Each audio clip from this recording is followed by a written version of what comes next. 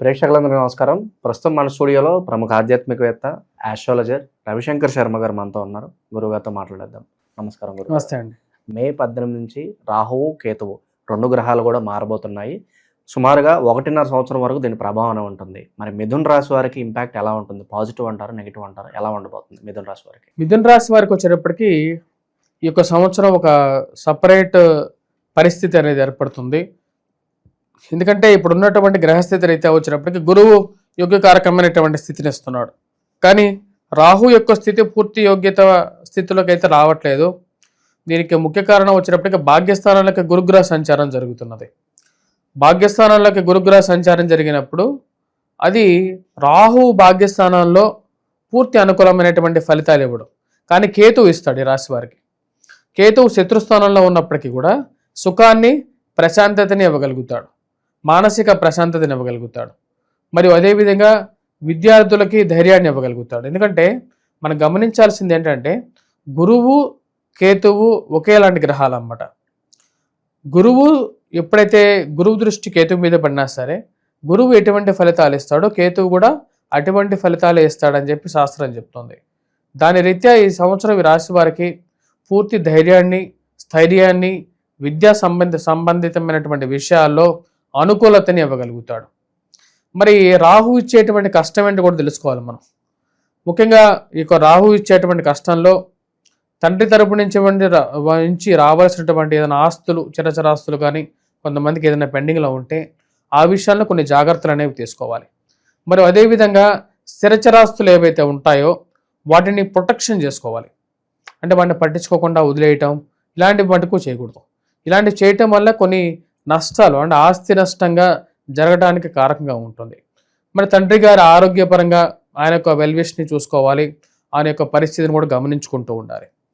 మరియు ఈ రాశి వారికి వచ్చినప్పటికీ ఈ యొక్క రాబోతున్నటువంటి సంవత్సరంలో వివాహం జరగడం అనేది తథ్యం. ఇక గురువు యొక్క అనుకూలత అది యాక్చువల్గా చెప్పాలంటే ప్రేమ వివాహాలు కూడా బాగా అనుకూలిస్తుంది అంటారు. ఈ యొక్క సంవత్సరం ప్రేమ సంబంధితమైన వ్యవహారాల్లో ఇక రాశి వారికి ఏదైనా సరే తల్లిదండ్రులను ఒప్పించి చేసుకోవాలనుకున్నటువంటి వ్యవహారాల్లో అనుకూలిస్తాయి. కానీ ఎవరికి చెప్పకుండా చేసుకోవటం ఇలాంటి విషయాల వల్ల వచ్చినప్పటికీ అది నెగిటివ్గా మారే విధంగా ఉంటుంది. కుటుంబాల నుంచి కొంచెం దూరం అవడానికి కూడా కారకంగా ఉంటుంది. కాబట్టి ఈ రాశిలో ఉండేటువంటి వారు వీలైనంత బెటర్గా సామరస్యంగా పోవడానికి ఎక్కువగా ప్రయత్నం చేయాలి. మరి సంతాన సంబంధితమైన విషయాల్లో కూడా ఈ యొక్క సంవత్సరం ఈ రాశి వారికి అనుకూలత ఉంది. సంతాన ప్రాప్తి కలుగుతుంది. పుత్ర సంతాన ప్రాప్తి కలగటానికి ఆస్కారం అనేది ఎక్కువగా ఉంది. స్త్రీలకి కూడా ఈ సంవత్సరం ముఖ్యంగా చెప్పాలి అంటే సంవత్సరం స్త్రీలకి సౌభాగ్యత్వం అనేది పొందగలుగుతారు. అంటే వారికి వివాహం అనేది ఈ సంవత్సరం మిథున రాశి స్త్రీలకి వివాహం అనేది జరుగుతుంది. కానీ రాహు యొక్క స్థితి రీత్యా వచ్చినప్పటికీ తండ్రి గారితో పరపత్యాలు, అనవసరమైనటువంటి విషయాల్లో తండ్రి గారితో కానీ తండ్రి తరపు బంధువులతో కానీ మాట పెంచుకోవద్దు. పెద్ద వయసులో ఉన్నటువంటి వారితో అనవసరమైనటువంటి తగాదాలు పెట్టుకొని 10 మందిలో మీ యొక్క వాల్యూ ఏదైతే ఉందో, మీకు ఉన్నటువంటి గౌరవం ఏదైతే ఉందో అది కాపాడుకోవాలి. వీలైతే దాన్ని పెంచుకోవాలే కానీ గొడవ పడితే మనకు ఉన్నటువంటి గొప్పతనం పెరుగుతుందా? గొడవ పెడితే ఏమవుతుంది? బీపీ పెరుగుతుంది. దానివల్ల వచ్చినప్పటికీ నీ కోపం బయటకు వస్తుంది. నువ్వు అనకూడని మాటలు కూడా నీ నోటి నుంచి బయటకు వస్తాయి. దానివల్ల ఏమవుతుంది? ఫైనల్గా నీ టెంపర్మెంట్ బయటకు తెలిసి నీకు ఉండేటువంటి మంచి పేరు కాస్త చెడ్డ పేరుగా మారుతుంది. ఇదే సమాజం, తెలుసుకోవాలి. సో ఆ విషయాన్ని కోపం బయటకు చూపించడం అనేది హీరోయిజం ఎప్పటికీ కాదు. సో శాంతంగా ఉండి విషయాన్ని ఎలా పరిష్కరించాలి అనేటువంటి విషయాన్ని తెలుసుకోవటం, ఆ విషయాన్ని పరిష్కరించేటువంటి శక్తి ఈ సంవత్సరం ఈ రాశి వారికి వస్తుంది. ఇక విద్యార్థుల పరిస్థితి గురుగారు, విదేశీ ప్రయత్నాలు మంచి రిజల్ట్స్ ఉంటాయి అంటారు. వాటి ఈ సంవత్సరం విదేశీ ప్రయత్నాలు ఉంటాయి కానీ ఆచితూచి అయితే వెళ్ళాలి ఈ సంవత్సరం. ఎందుకంటే ఈ సంవత్సరం రాహు భాగ్యస్థానంలోకి వెళ్తున్నాడు.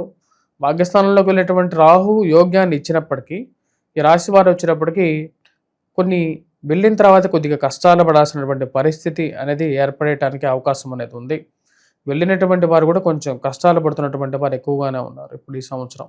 ఎందుకంటే అక్కడ పరిస్థితులు కూడా కొన్ని మార్పు చేర్పులు జరుగుతున్నాయి. అదిగాక ఈ మిథున రాశి వారికి చెప్పాలంటే భాగ్యస్థానాల్లో జరుగుతున్నటువంటి రాహుగ్రహ సంచారం కొన్ని కష్టాన్ని కలిగించే విధంగా ఉంది. కాబట్టి దూర ప్రాంత ప్రయాణం విషయంలో కొంచెం జాగ్రత్తగా ఆలోచించి వారి యొక్క స్వజాతకంలో అనుకూలత ఉంటే మటుకు మీరు వెళ్ళండి.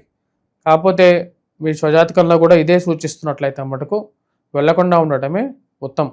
ఎందుకంటే ఇండియాలో ఉండే వాళ్ళు కూడా ఐఐటీలో చాలా మంచి మంచి ఇన్స్టిట్యూట్స్ ఉన్నాయి, ఐఏఎం ఉంది, దాని తర్వాత ఇక్కడ కూడా పెద్ద పెద్ద పొజిషన్స్ ఎలా కూడా సాధించవచ్చు. గురుగారు, ఈ రోజుల్లో మనం చూస్తున్నాం ఇల్లీగల్ రిలేషన్స్ అయితే చాలా ఎక్కువైపోతున్నాయి. సో మరి ఏంటి వీటి వల్ల ఏమన్నా వీళ్ళ దాంపత్య జీవితంలో చిక్కుముడులు కానీ ఏమన్నా గొడవలు కానీ వచ్చే అవకాశాలు అని కనిపిస్తున్నాయి? ఈ సంవత్సరం మీ రాశిలో ఉండేటువంటి వారికి అన్య స్త్రీ సంపర్కాలు కానీ లేకపోతే అన్య స్త్రీ వ్యామోహాలు కానీ అంతగా ఎక్కువగా ఉండవు. ఈ రాశిలో ఉండేటువంటి వారికి సుఖ దాంపత్యమే ఉంటుంది. ఎందుకంటే ఇక రాశిలో ఉండేటువంటి వారికి గురువు యొక్క శుభదృష్టి అనేది ఉంది.